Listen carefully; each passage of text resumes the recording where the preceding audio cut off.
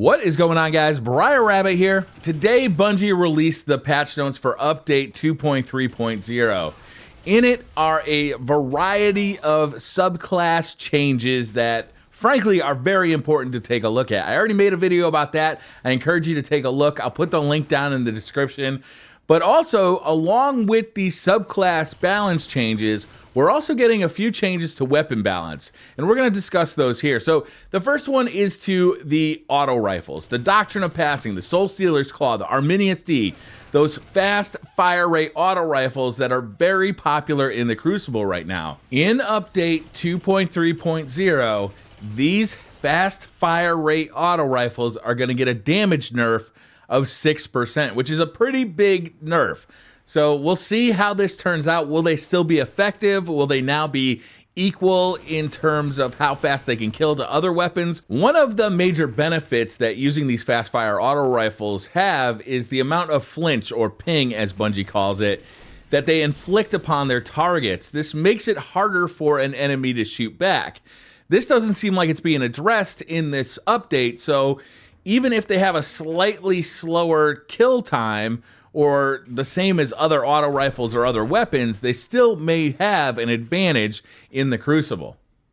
Next, a change to a specific perk, Counterbalance. Counterbalance is one of those perks that many feel is a must-have on certain weapon types, especially the Arminius D or the Doctrine of Passing. Those high rate of fire auto rifles really benefit from Counterbalance. This is actually going to get a nerf moving forward. There's going to be a slight reduction to counterbalance effectiveness. It's going to be reduced to 80% instead of 90%, the amount of reduction of recoil angle. So that should make the Doctrine of Passing, especially those god rolls that do have counterbalance, a little less effective, in addition to the fact that it's getting a 6% damage decrease. Next up, Bungie is taking a look at hand cannons. They're making three big changes here. The first of which is they're increasing the initial accuracy and decreasing the accuracy drop for low-range hand cannons.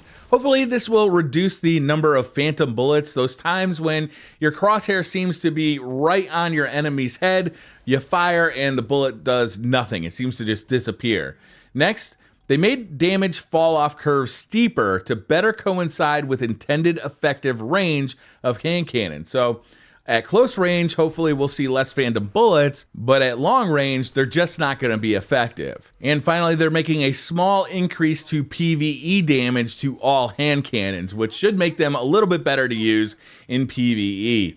The Hawkmoon is getting singled out here. I'm not sure why, possibly because of the increased initial accuracy and decreased accuracy drop, but it's actually getting a slight reduction to stability, and that is specific just to the Hawkmoon. A few other weapons are getting adjusted individually as well. They're fixing incorrect UI bars on the Red Spectre. They're fixing exotic machine gun stability, where some weapons were ignoring their own base stats for recoil, i.e. the Thunderlord and Super Good Advice.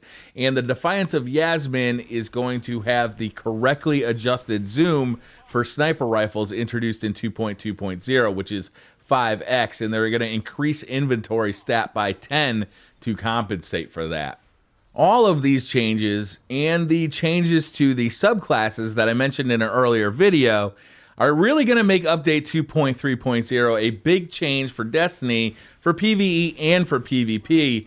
It'll be a lot of fun working through what the new meta ends up being, not just for weapons, but for the subclasses. So that's going to do it for this video, guys. Thank you very much for watching. Hit that like button if you liked the video. Hit subscribe if you're new to the channel. And I'll see you guys next time.